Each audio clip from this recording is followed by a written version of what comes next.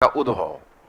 तो शीर्षा के उद्भव में आपको देखना है, जैसे देखो नॉर्मली क्या होता है कि जब हम किसी व्यक्तित्व का मूल्यांकन करते हैं तो व्यक्तित्व के मूल्यांकन में या किसी के अचीवमेंट के जब हम मूल्यांकन करते हैं तो उसमें दो फैक्टर के बारे में हमें सोचना पड़ता है। एक फैक्टर होता है उसकी व्यक्तिगत प्रतिभा और दूसरा फैक्टर होता है वे परिस्थितियां जिन परिस्थितियों को फायदा उठाकर उसने अपने आप को स्थापित किया। तो एक तो व्यक्तिगत प्रतिभा वाला फैक्टर होता है, एक को बोलते हैं objective material factor. Objective material factor का मतलब है कि कुछ ऐसी अज्ञात चीजें जो अनजाने में ही उसको फायदा दे गई, लेकिन फिर भी इसमें व्यक्ति को श्रेय इसलिए मिलता है कि सबको इस सिविल सेवा में 6 चांस है, ये तो सबको है, लेकिन कोई उस चांस का फायदा उठाता है, कोई उस चांस का फायदा नहीं उठाता है। उसी प्रकार से अपॉर्चुनिटी सबके दरवाजे पर दस्तक देती है, लेकिन उस अपॉर्चुनिटी से जो फायदा उठाता है वही सफल होता है। तो इसलिए जहां आपको अपॉर्चुनिटीज दिखती है वहां भी कहीं ना कहीं अप्रत्यक्ष रूप में ये फैक्टर का योगदान होता है, व्यक्ति की प्रतिभा ही अंतोगत्वा काम आती है। तो जहां तक व्यक्तिगत प्रतिभा का सवाल है तो आप जानते हो कि उसमें उसके बारे में वो साहसी था, योग्य था, दूरदर्शी था, कर्मठ था और अपनी उसी कर्मठता, योग्यता और साहस के बल पर वह शासाराम जो मैंने आपको कहानी बताई थी, उसके पिता हसन ने उसे शासाराम का जागीरदार बनाया था। तो शासाराम के जागीरदार के पद से हिंदुस्तान के बादशाह के पद तक पहुंचा, लेकिन उसमें जो कुछ ऐसे ऑब्जेक्टिव मेटेरियल फैक्टर्स थे उसको भी हम नजरअंदाज नहीं कर सकते, जो उसकी सफलता का एक बड़ा कारण बना।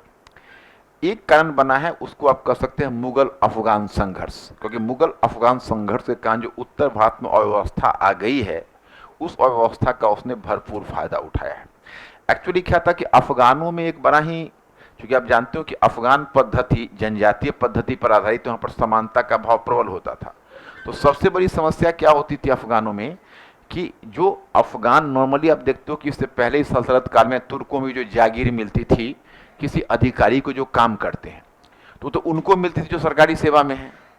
लेकिन अफगान परंपरा में होता यह कि अगर किसी को एक भाई अगर सरकारी सेवा में है और उस भाई को अगर जागीर दी गई तो दूसरा भाई उसको कंटेस्ट कर देता था कि मुझे भी उसमें शेयर चाहिए। अब ये अपने आप में एक बहुत बेतुका डिमांड था। आप अगर सिविल सेवा क्वालिफाई करते हो और आपका भाई खड़ा हो जाए कि तुम भी तनख्वाह गवर्नमेंट फैसिलिटीज का आधा हमको अपने पैतृक संपत्ति के बंटवारे की तरह दे दो, तो वो तो बिल्कुल ही अनजस्टिफाइड डिमांड है। और वही चीज अफगानों में होता था कि उसका दूसरा भाई खड़े हो जाते थे कि हमें भी वो जागीर में हिस्सा चाहिए। इस कारण से क्या हुआ था कि हिंदुस्तान में जिस समय बाबर का आगमन हुआ था उस समय लगभग सभी जागीरों पर दो अफगान भाइयों के बीच संघर्ष हो रहा था, जिसमें शेर शाह भी अपवाद नहीं था, उसका भी अपने सौतेले भाई के साथ सासाराम की जागीर पर संघर्ष चल रहा था। तो वैसी स्थिति में बाबर ने चालाकी की और बाबर ने एक भाई को सपोर्ट करके जागीर पर कब्जा दिलवा दिया ताकि उस भाई का समर्थन हमें मिले। तो दूसरा भाई था वो विद्रोह में खड़ा हो गया। तो इस कारण से क्या हुआ, एक राजनीतिक अवस्था का माहौल हो गया और जिसका फायदा उठाकर शेर शाह, जैसे कई लोग होते हैं कि भगदड़ में केवल लूट करते हैं, तो भगदड़ का फायदा उठाकर शेर शाह आगे बढ़ता चला गया। अगर वो वहां पर शांति और अस्थायित्व होता तो शेर शाह का हर एक मूवमेंट को गवर्नमेंट वॉच कर लेती या बाबर वॉच कर लेता या मुगल वॉच कर लेते। मुगल वॉच इसलिए नहीं करती, मुगल का ध्यान तो व्यवस्था की तरफ था और इधर शेर शाह तब तक अपने ही अंदर, देखो दौरा की लड़ाई में शामिल नहीं हुआ, हुमायूं का विश्वास जीत लिया, लेकिन जाके वो चुनार के किले जैसे उत्तर भारत के महान किले पर कब्जा करके बैठ गया। सामान्य स्थिति में वो नहीं कर पाता अगर स्थिति असामान्य नहीं रहती। तो एक फायदा उसने वो उठा लिया। दूसरा फायदा क्या था कि अफगान जो जनजातीय पद्धति है उसका और भी फायदा उसे मिला, क्योंकि अफगान जनजातीय पद्धति में क्या होता है नॉर्मली कि जो पिता से जैसे मतलब अफगान जनजातीय पद्धति में महिलाओं, क्योंकि आपको शायद पहले भी मैंने बताया होगा कि जनजातीय पद्धति में महिलाओं की स्थिति ज़्यादा मजबूत होती है। तो उसमें क्या होता था कि जनजातीय पद्धति में पति से उत्तराधिकार पत्नी को पहले मिल जाता था, बच्चों को मिलने से पहले। अगर पति का डेथ हुआ तो पत्नी को मिल जाता था। अब जैसे आप देखिए, अब मैं शासाराम की ही बात बताता हूँ। तो शासाराम में ये चुनार, तो पहले चुनार का किलादार था ताज खान और ताज खान की पत्नी थी, बेगम थी लाद मलिका। तो शेर खान ने ताज खान की हत्या कर दी जो चुनार का किलादार था, और उसकी जो बेगम थी लाद मलिका उससे उसने निकाह कर लिया। तब उसके एवज में तो उसको आसानी से चुनार का किला तो मिल ही गया, चुनार का किलादार बन गया। इसके अलावा उस निकाह में, जैसा कि अब्बास खां शेरवानी, एक अफगान इतिहासकार लिखता है कि उसको उसको 150 कीमती आभूषण, 7 मन मोती और 300 मन सोना मिला। तो इतना सारा धन उसे प्राप्त हुआ। और दूसरा, उसने उसी तरह से गौहर गोसाई, एक धनी अफगान विधवा थी, उससे विवाह कर लिया, तो उसको बहुत सारा धन मिल गया। तो उसने इस तरह से विवाह, अपने निकाह का फायदा उठाकर, और जो अफगान रिच अफगान महिलाएं थी उससे निकाह करके उसने अपनी आर्थिक स्थिति को मजबूत कर ली और तब एक बड़ी सेना खड़ी कर ली। तो यहां पर उसको अफगान जनजातीय पद्धति से सहायता मिली। अगर महिलाओं को संपत्ति का अधिकार नहीं मिला होता तो शेर खां उसका फायदा नहीं उठाता। तो ये दूसरा वाला फैक्टर हुआ। तो दो फैक्टर ऑब्जेक्टिव मेटेरियल फैक्टर हैं जो उसने पैदा नहीं किया था, उसका लाभ उठाया, और पहला वाला उसकी व्यक्तिगत प्रतिभा है। तो कुल हम यहां पर 3 फैक्टर तुमको बताएंगे जो तुमको याद नहीं हो जाए। अब इसके बाद बढ़ते हो तो दूसरा फैक्टर बनता है साम्राज्य निर्माण। तो साम्राज्य निर्माण में शेर खान ने अकबर और हुमायूं की तुलना में शेर शाह ने एक बड़ा साम्राज्य बनाया। उसका साम्राज्य उत्तर में कश्मीर की सीमा से लेकर, कल तो उन्होंने पेपर दिया था, कितने लोगों ने पेपर दिया था? बाकी लोगों ने पेपर नहीं दिया था। क्यों नहीं दिया था? सल्तनत में कॉन्फिडेंस नहीं है क्या? दिया था ना? नहीं, जो सल्तनत में थे तो सल्तनत में कौन क्या पेपर देने में क्या कॉन्फिडेंस नहीं आया था क्या? उसमें तो मैंने पीटी का क्वेश्चन भी रखा था। पीटी का क्वेश्चन सॉल्व हो गया था। क्यों नहीं पेपर दिया था? हमको आश्चर्य। फिर एक बार हाथ उठाओ, कितने लोगों ने दिया था?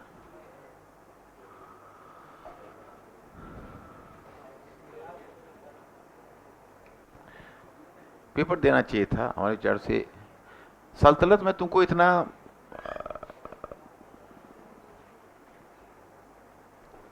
इसका मतलब है तुम लोगों ने रिवाइज करके वो जो मैंने कहा था उसको इंटीग्रेट नहीं कर पाए हो क्या?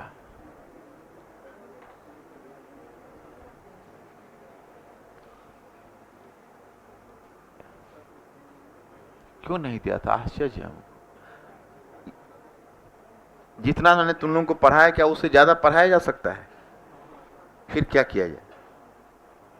कैसे कॉन्फिडेंस आएगा? तब तो इसका मतलब यूपीएससी के लायक ही नहीं हो तो क्या कर रहे हो दिल्ली में? जाओ घर अपने।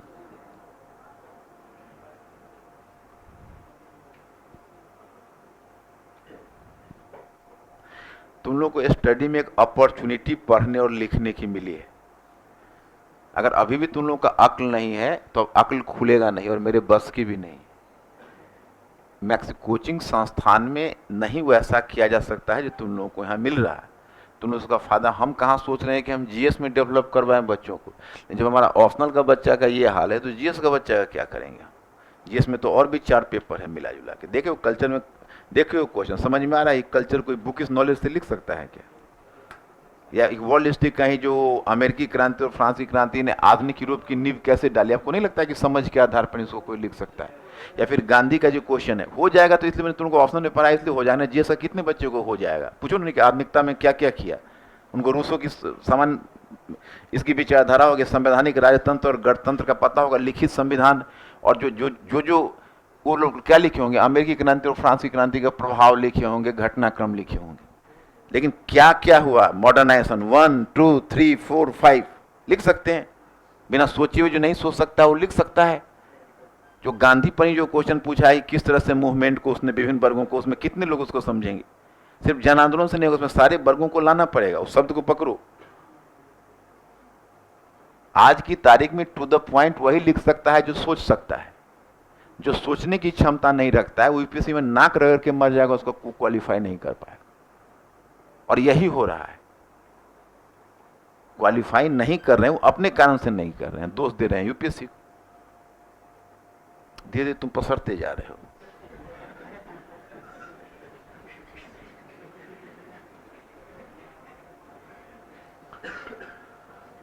तो हमारा इसका बहुत परिचय, वहाँ जीएस बोले में जीएस क्लास में रहते हैं तो यहीं पर ही बैठा रहता है वहाँ भी। तो हमारा इसका जो भी क्लास में रहते हैं हम लोग ऐसे ही रहते हैं प्राय।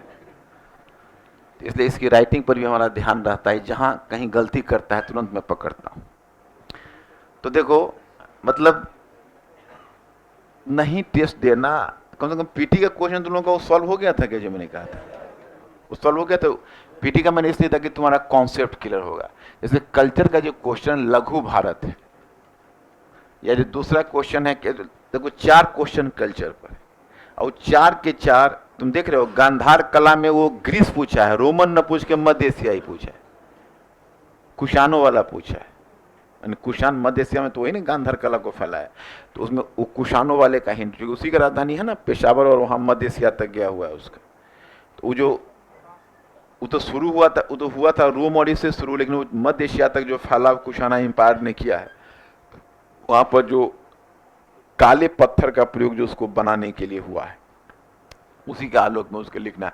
और दूसरा वाला जो क्वेश्चन तुम देख रहे हो, जो लघु भारत हर जगह दिखता है, वो आज की तारीख देखो, आज जितना भी इश्यू है सब कल्चर पर पूछे। भारत की धर्मनिरपेक्षता, भारत की डाइवर्सिफाइड कल्चर, उसी पर 3-4 है। लेकिन वो जो 3-4 क्वेश्चन है, वो 3-4 क्वेश्चन वैसे देखने में लगता है, लेकिन बच्चों को बनाने में हाथ पांव फूल जाएगा उसको। और जो आपको वर्ल्ड हिस्ट्री है, कोई अमेरिकी क्रांति फ्रांसीसी क्रांति देखकर उछल जाने से नहीं होगा। उसमें आधुनिकता की नींव कैसे पड़ी, उसमें बिंदु लिखना पड़ेगा, ये आधुनिकता की नींव थी।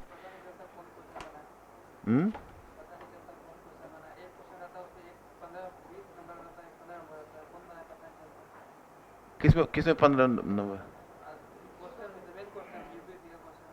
नहीं, कौन बनाए? क्यों सब बनाओ ना। क्या? हाँ हाँ, सब बनाना है। नहीं, देखना क्या है उसको, मुझे मत दिखाओ ना।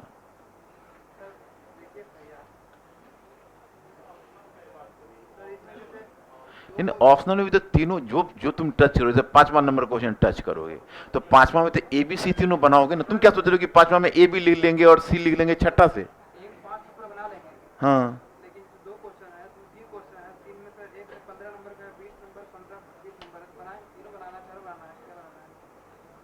ओहो हो, ये हाल है तुम्हारा अभी, माने तुम सिलेबस ही नहीं समझ रहे हो। देखो वहां 5 दिक्कत नहीं, वहां पर 5 क्वेश्चन है, 5 क्वेश्चन तुमको लिखना है। तो जो क्वेश्चन पकड़ोगे उसको ए बी सी बनाओगे। एक क्वेश्चन 50 मार्क्स का है, तो 50 को उसने कैसे बांटता हो, 12.5 पौने 13 में बांटता, तो उसने 20-15 ऐसे करके बांट दिया है। 20-15 बांट दिया है, वो तीनों को काउंट करो, 50 पूर रहा है।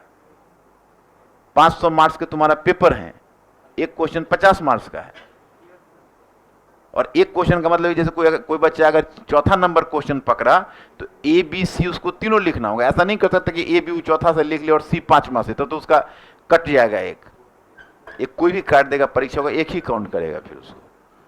तो उसको ए बी सी, यही तो पंगा है कि ए बी सी पूछ लेते हैं। आप कैसे तुम अनुमान करोगे किसमें? तो किसी का 2 क्वेश्चन ए बी आ रहा है तो किसी का सी नहीं आ रहा है, किसी का सी बी आ रहा है तो ए नहीं आ रहा है, और किसी का केवल ए आ रहा है तो बी सी नहीं आ रहा है।